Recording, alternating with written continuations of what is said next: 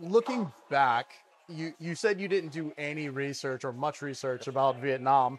Um, if a young family member or friend said, "Hey, Thom, I want to move or I want to travel overseas," what would you, what would be like your number one piece of advice for them before they made the journey? If they're still thinking about it, but they want to get your expertise, what would you tell them to do? Number one thing, Yeah. check your head at the door. Okay. Humility. Humility. Come into the country um, and open your eyes and remember that you're a guest in that country, right? Hmm. Um, that's, I think a lot of people forget. They're like, this, I'm like, no, this is their country. So being open to absorbing the culture. I'm learning the rules. I'm learning what, there's a lot of respect things here that you need to learn. And um, that would be my biggest thing, you're traveling abroad, you're looking for new horizons, um, be a newcomer. Okay. Be a newcomer. And there's going to be things you like and don't like. And in time you'll learn what they are and you avoid it, But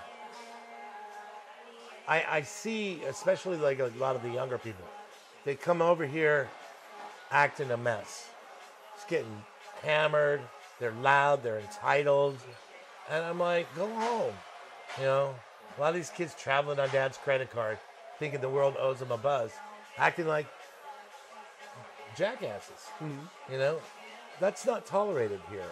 I mean, and know the political landscape. People don't talk politics here. Oh, I love it. But yeah, knowing the boundaries, and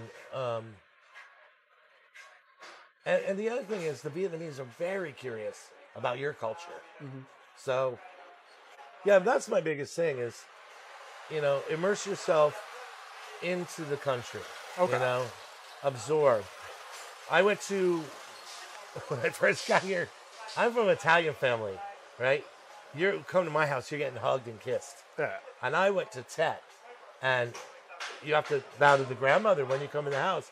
And she's this tiny woman. She's like, "This is my grandmother," and she looked at me like this, and I said, "Come here." I like hugged her and kissed her. This loud party just went silent. They're like, I was like, "Whoa, sorry." And she's like, "Yeah, we don't do that." My friend, she's like, "Why do you do that?" And I'm like, I hug people, sorry. And she's like, and the grandma was like, "Oh, no, it's okay." She loved it. Everyone else was horrified. She goes, "Yeah, we don't hug." Like PDA here, even when I'm like had a girlfriend where we kiss at home. I remember I was going out with a woman, she had a kid, and we were at a courtyard at night. We had dinner, and I was like, I went to kiss her, and she just looked around like angry, like, what do you? I'm like, you have a kid, people know you've kissed somebody, but no, there's like PDA, big taboo, So it's knowing these things, especially if you're going to travel. Yeah. If you go from here to Hanoi is a lot more. You're coming to our city, don't act a fool. They're not as open to the foreigners, I find, especially Old Town Hanoi. They speak English, but they're not going to until they see you make an effort, So that's the biggest one. And Vietnam, the weather is a huge adjustment.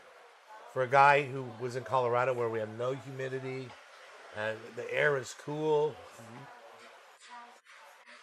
Some days, March and April. Next year, I will not be here in March and April. You can't even leave the house. Yeah. You're like, I'm going to do this today. You walk outside, you're like, I am not going anywhere. I mean, it's just horrid. 3 showers a day. Yep, 3 showers a day for sure. So, I had a bathtub in my old place.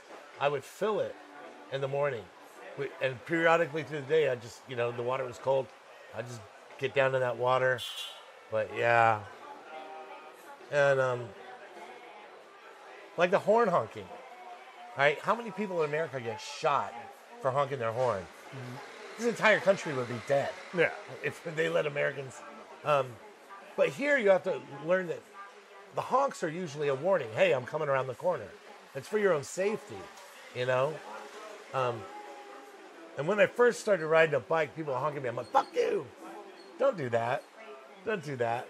And because that's a big thing here. You flip somebody off, that's monumental, Yeah. you know? Well, I find it, yes. I think it went It's off. okay. I find it, yeah. But I also found that if you are reasonably justified, you'll have other people follow and like do the same thing. And then that one person now understands that the mistake that they made, and they're like, oh, okay. But if it's just you by yourself, yeah, they're just No. going to be like, That's my teaching methodology. yeah. Mob rules.